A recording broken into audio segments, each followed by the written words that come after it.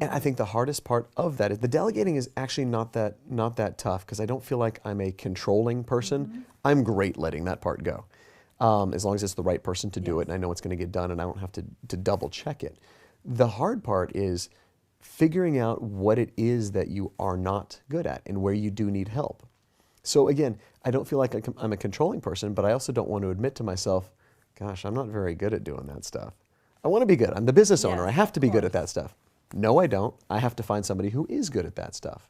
And that'll make me... That's genius, because so many people feel like I have to know every single job and do it well, then I could delegate. You don't. You have to just know what needs to be done. Right. And have an idea about it, and then you could delegate. Yeah, absolutely. If you spend all your time doing that, you're not going to be the best trainer anymore. Exactly. Or you're going to be exhausted to be there for customers and clients. And that's where it was breaking me down, is the level of exhaustion, because I was up early teaching classes. I was there until late in the evening teaching classes and training clients in the middle. Then trying to do all the business stuff in between, and I got to a point where I was like, something has to give. If I give up my clients, I start losing income, which I need for the studio because we're starting up and blah, blah, blah. So that's where the admission to myself had to be, I need to find somebody to do the stuff that I'm not very good at, so I can focus on what I am good at, and that will in turn make the studio run more efficiently. And that's what it's all about. Can you share an obstacle you've had and how you overcame it in starting your business? Yeah, I mean, one of them, one of the things that I had to learn is that not everybody's going to be completely upfront with you, and you're going to learn things as you go. I had an issue with my landlord at the studio, the property owner at the studio. I'd never done a lease before, a business lease. So I didn't really know what to look for. I had an attorney kind of look it over, but basically he kind of looked it over and said, yeah, this looks good. You may want to ask for this. You may want to do that. A few months into the studio, about 3 months into the studio opening up, the air conditioning broke. I can't run fitness classes without an air conditioning. And this was in March. We opened up for business in February. And so actually it was just about a month into classes, month and a half into classes. We had been in construction for about 4 months.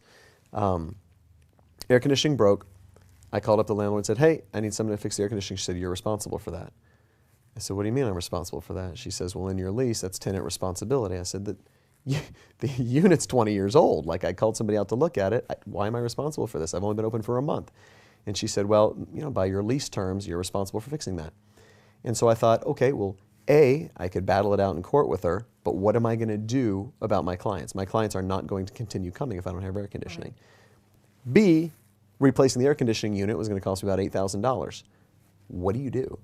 It's something that money. Right. It is, especially at the very beginning. And it's something I wasn't planning on, and she wasn't going to budge on it. It's like, this is what it is. What do you want to do? She wouldn't even compromise and pay half?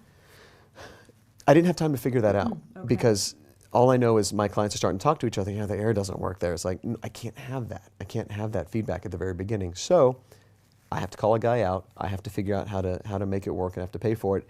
And then once it gets done, then I can kind of backtrack and then go to battle with her. But that needs to happen behind the scenes where the clients don't ever see it.